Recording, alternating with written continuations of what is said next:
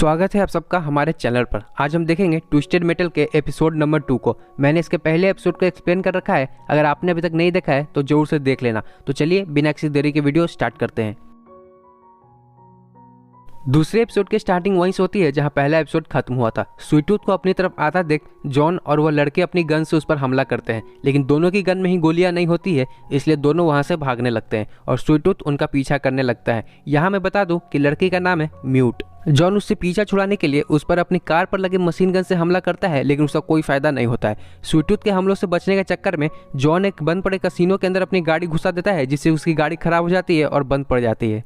इसके बाद scene shift होता है अस्टू और माइक नाम के दो गार्ड्स के पास, जिन्हें कुछ कैनवस ने पकड़ रखा होता है। इससे पहले कि वो लोग अस्टू और माइक को मारते, स्टोन वहां अपने आदमियों के साथ पहुंच जाता है और सभी को मारकर उन दोनों को बचा लेता है। दोनों स्टोन को बताते हैं कि वो दोनों गार्ड्स हैं, वो लोग एक स्काउटिंग मिशन पर थे जहां इन कैनवस ने उन्हें पकड़ लिया था। दोनों पहले से गार्ड्स हैं, इसलिए स्टोन उन्हें अपनी टीम ज्वाइन करने का ऑफर देता है, जिस पर दोनों मान जाते हैं, क्योंकि वो लोग पहले जहां काम करते थे वहां कोई उनकी इज्जत नहीं करता था। इधर जॉन अपनी कार ठीक कर रहा होता है कि तभी स्वीट टूथ भी वहां पहुंच जाता है। दोनों उसे आता हुआ देखकर छिप जाते हैं। स्वीट टूथ अंदर आता है और सारी लाइट्स चालू कर देता है, जिससे कि हम समझ पाते हैं कि यह जगह स्वीट टूथ का ही है। वह जॉन को पकड़ लेता है, लेकिन म्यूट छिपकर एयर वेंट में चली जाती है। वह जॉन को पीटने लगता है कि तभी वहां उसका फेवरेट गाना बजने लगता है। लकीली जॉन को वह गाना आता था और वह स्वीट टूथ के सामने ही वह गाना गाने लगता है, जिससे कि स्वीट टूथ उसे छोड़ देता है और अपने शो के लिए इनवाइट करता है। जॉन के पास उसकी बात मानने के अलावा और कोई चारा नहीं होता है, इसलिए वह हाँ कर देता है। वह भाग नहीं सकता है क्योंकि उसकी कार खराब है और बिना अपना शो दिखाए स्वीट टूथ उसे जाने देगा नहीं।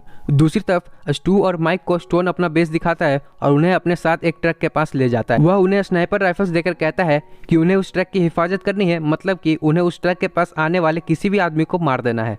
इधर जॉन और स्वीट टूथ आपस में बातें कर रहे होते हैं और अपनी जान पहचान बढ़ा रहे होते हैं।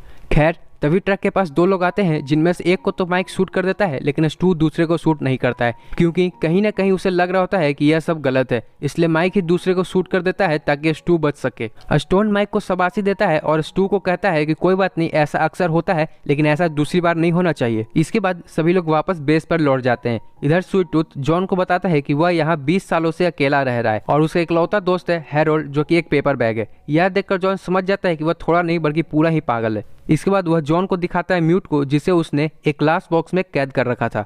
म्यूट जब एयर वेंट्स में गई थी तभी स्वीट टूथ ने उसे पकड़ लिया था और अब वह उसे भूखे मरने के लिए छोड़ देगा। म्यूट के पास जॉन की कार की चाबी होती है, इसलिए वह स्वीट टूथ को कन्विंस करता है कि वह म्यूट को छोड़ दे।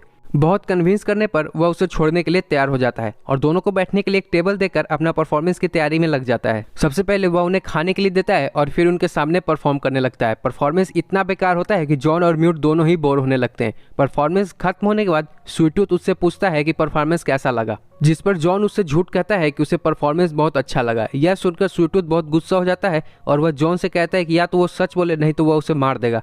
जिस पर पहली बार म्यूट बोलती है और वह उसे बताती है कि उसका परफॉर्मेंस कितना बेकार और वाहियात था, जिस पर जॉन भी एग्री करता है। यह सुनकर वह बहुत खुश हो जाता है कि फाइनली किसी ने तो उसे सच कहा और वह डिसाइड करता है कि अब वह यहाँ नहीं रहेगा, वह बाहर जाएगा और बाहर लोगों के सामने परफॉर्म करेगा।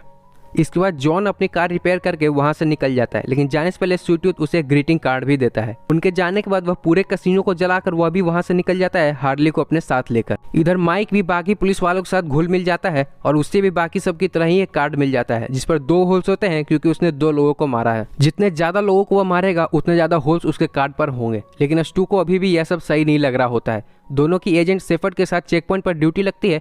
जॉन और म्यूट भी उसी चेक पॉइंट पर पहुंच जाते हैं, क्योंकि वह उनके रास्ते में पड़ रहा था। जॉन भी चेक पॉइंट देखकर हैरान हो जाता है, क्योंकि यह चेक पॉइंट मैप पर नहीं था। वो लोग जॉन से ORL यानी कि ओपन रोड लाइसेंस मांगते हैं।